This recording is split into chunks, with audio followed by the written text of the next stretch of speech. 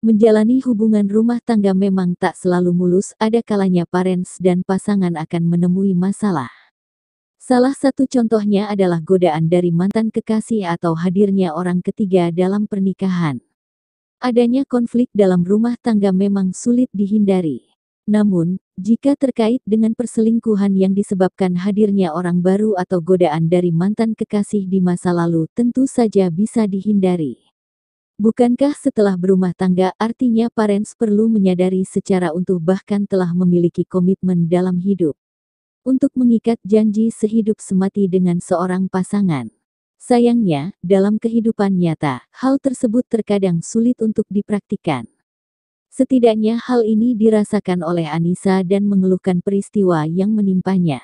Perempuan ini bercerita jika setelah menikah ia sempat mendapat godaan dari mantan kekasih. Bahkan, menurutnya, sang mantan kekasihnya mengirimkan guna-guna atau santet untuk memisahkan ia dan sang suami. Sebut saja namanya Anissa Rahma. Ia menurutkan bahwa setelah memutuskan untuk berpisah dengan sang mantan pacar, 6 bulan kemudian dia bertemu dengan mendapatkan sosok laki-laki pengganti. Tak disangka, setelah melalui proses pacaran selama 3 bulan, keduanya pun memutuskan bertunangan dan menikah. Aku dan suamiku hidup bahagia layaknya pengantin baru. 2 bulan menikah, aku telat akhirnya aku tes dan benar (2), suamiku bahagia banget, kenang Anissa di awal cerita. Saat usia kandungan memasuki 2 bulan aku perdarahan, akhirnya aku dirawat 3 hari di rumah sakit, tapi janin aku tidak tertolong, aku keguguran. Aku sedih, aku merasa tidak becus menjadi seorang istri dan calon ibu, tapi suamiku sangat baik, suamiku menguatkanku, lambat laun aku lupa tentang kejadian itu, lanjutnya mengenang. Waktu pun cepat berlalu, 1 tahun kemudian tiba-tiba saja Anissa teringat dengan sang mantan kekasih yang berinisial Y. Ia pun memutuskan untuk mencari akun sosial media sang mantan dan menemukan nomor WhatsApp miliknya. Iseng-iseng aku chat dia, terus dia tanya ini siapa, aku gak jawab dan langsung dia video call. Akhirnya kita ngobrol dan berlanjut sampai aku lupa kalau aku sudah punya suami. Aku bersama suamiku, tapi hatiku tidak, hatiku dengan si Y, ungkap Anissa. 1 bulan aku jalani hubungan gelap ini, tiba-tiba aku sakit karena terus memikirkan bagaimana caranya bersatu dengan si Y ini. Sampai aku berpikir ingin berpisah dengan suamiku, tapi aku bingung dengan alasan apa, sambungnya. Di saat Anissa ingin bercerai, sang suami justru memberikan perhatian yang begitu baik kepadanya. Bahkan, saat dirinya sakit, suaminya dengan sabar merawat dengan sepenuh hati. Sang suami pun tidak merasa curiga sama sekali jika istrinya itu sedang bermain api dengan laki-laki lain. Istri macam apa aku ini, kurangnya apa suamiku, bahkan suamiku tidak mencurigaiku sama sekali. Dia tetap baik, perhatian. Hingga tiba saatnya hari ini malam minggu ada pertandingan bola di TV, suamiku nonton itu. Aku sudah yakin pasti suamiku tidak akan keluar kamar karena ada pertandingan bola kesukaannya.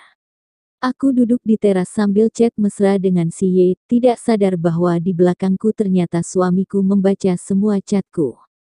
Seketika aku kaget, aku langsung menyembunyikan handphone, tapi terlambat suamiku marah besar, aku takut kali ini suamiku marah seperti ini, imbuhnya.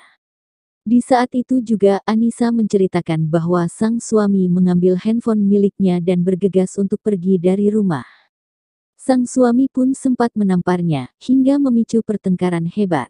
Aku minta maaf, aku hanya membalas chat teman lama aku. Terang Anissa.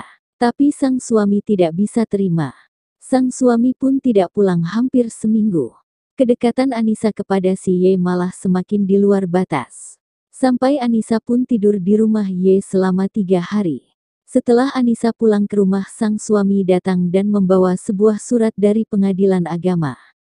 Anissa pun langsung menyetujui surat itu dan malah menantang sang suami untuk segera menceraikannya. Sang suami pun mengabulkan keinginan Anissa. Kali ini Anissa pun tidak mikir panjang untuk hidup bersama Y di tengah-tengah kasus perceraian itu. Anissa pun terlarut dalam hubungan terlarang itu, hingga akhirnya Anissa pun hamil untuk kedua kalinya. Tapi kali ini bukan suaminya sebagai calon bayi tersebut, melainkan benih janin si Y. Anissa pun memaksa kepada Y untuk menikahinya. Tapi Y menolak dengan alasan Anissa masih belum keluar surat cerainya. Anissa pun memaklumi hal itu. Setelah kandungan Anissa berumur 6 bulan, Anissa pun mulai kebingungan dengan status anak yang sedang dikandungnya. Tiba-tiba ada mobil datang ke rumah yang berisikan sekitar 5 orang, dengan wanita seusia belasan tahun.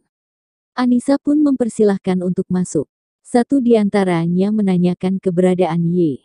Dan menceritakan tujuannya mereka datang ke rumah Y, ternyata bapak yang sedang ngobrol dengan Anissa adalah ayah dari cewek berumur belasan tahun itu.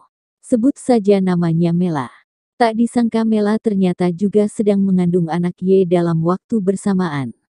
Anissa pun jatuh pingsan, ternyata Y adalah lelaki hidung belang yang tidak patut untuk dijadikan seorang kepala rumah tangga. Kini Anissa pun pulang ke rumah orang tuanya, perut Anissa pun sudah terlihat sangat besar dan nasib bayi itu pun tidak memiliki ayah yang secara jelas. Anissa pun mulai menyesali perbuatannya, ibarat kata buang berlian mendapatkan pasir. Semoga cerita ini menjadi pelajaran untuk kita semua dan bisa diambil hikmahnya. Dipublikasikan oleh calon sutradara Deka Film. Terima kasih.